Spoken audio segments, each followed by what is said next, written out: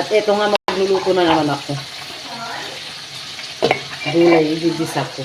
Parang napadalas na yata yung pagluluto ko. Kasi na ba ito na tumatanda na talaga? Ay, excuse me sa buhok ko ha. Parang na pala akong lilipad. Sa buhok ko. Hindi mo pwedeng ipariban yung buhok ko kasi pag itatali mo, sayang lang. Ganyan na talaga yan. Ay, sayote with pritong isda.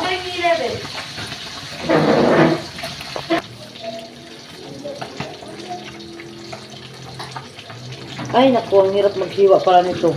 Gawa-gawa. Gawa-gawa. Ang pagluluto. Te, ikaw na lang kaya mag-ano ito. Ito, Lord.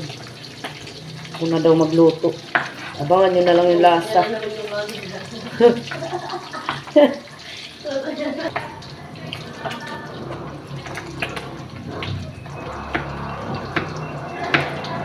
Hindi ko masyadong ano kung alam ko ba itong ginagawa ko.